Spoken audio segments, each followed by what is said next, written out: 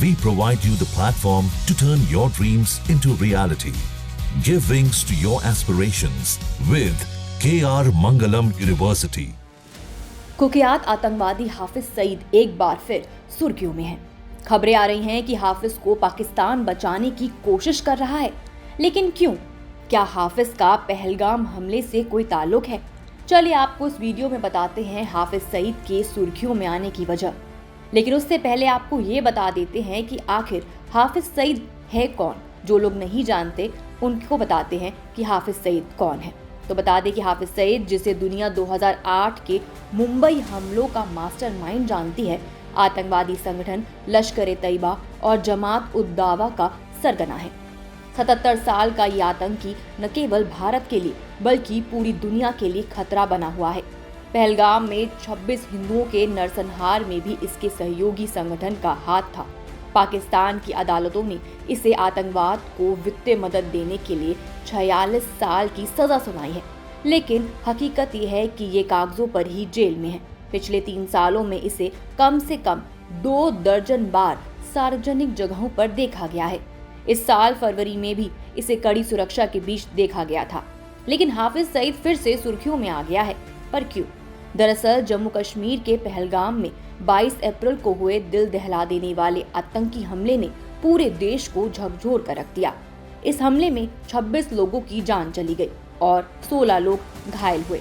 इस हमले के बाद भारत ने आतंकवाद के खिलाफ कड़ा रुख अपनाया है। प्रधानमंत्री नरेंद्र मोदी ने भी साफ कर दिया है कि आतंकवाद के खिलाफ भारत की लड़ाई अब और तेज होगी। लेकिन इस बीच पाकिस्तान में हलचल मची हुई है।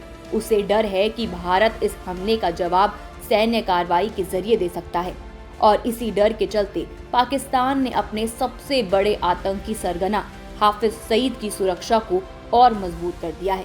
टाइम्स ऑफ इंडिया की एक ताज़ा रिपोर्ट के मुताबिक पाकिस्तान को डर है कि भारत हाफिज सईद के ठिकानों को निशाना बना सकता है। इसीलिए उसे लाहौर की एक खूबसूरत कोठी से हटाकर एक घनी आबादी वाले इलाके में शिफ्ट कर दिया गया है। ये इलाका लाहौर का जौहर टाउन है, जहां मस्जिद, मदरसा और आम लोगों के छोटे छोटे घर हैं। कागजों पर इसे जेल में दिखाने के लिए इसके नए ठिकानों को अस्थायी उपजेल घोषित कर दिया गया है। आपको बता दें कि सैटेलाइट तस्वीरों और वीडियो से पता चला है कि हाफिज सईद एक 5000 स्क्वायर फीट से बड़े परिसर में अपने परिवार के साथ रह रहा है। इस परिसर में उसका घर, एक मस्जिद, मदरसा और एक प्राइवेट पार्क भी है।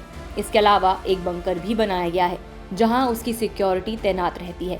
उसकी सुरक्षा 3 स्तरों पर की जा रही है। पाकिस्तान की विशेष सेवा समूह SSG के कमांडो, अतिरिक्त सुरक्षा कर्मी और उसकी निजी सिक्योरिटी 24 घंटे मुस्तैद रहती है।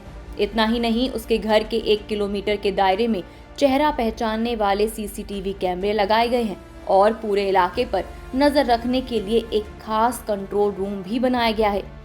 जानकारी के मुताबिक पिछले महीने हाफिज सईद के करीबी आतंकी अबू कताल की हत्या के बाद पाकिस्तान और उसकी खुफिया एजेंसी ISI ने हाफिज की सुरक्षा की समीक्षा की थी। इसके बाद उसे नए ठिकाने पर शिफ्ट किया गया। जानकारों का कहना है कि पाकिस्तान हाफिज को घनी आबादी वाले इलाके में रखकर ये सुनिश्चित करना चाहता है कि भारत उस पर हमला करने से हिचके, क्योंकि इससे आम लोगों को नुकसान हो सकता है। भारत ने हमेशा से आतंकवाद के खिलाफ जीरो टॉलरेंस की नीति अपनाई है। पहलगाम हमले के बाद भारत और पाकिस्तान के बीच तनाव चरम पर है। पाकिस्तान हाई अलर्ट पर है और बार बार अंतर्राष्ट्रीय मंचों पर भारत से हमले की आशंका जता रहा है। लेकिन भारत का इरादा साफ है, आतंकवाद को जड़ से खत्म करना।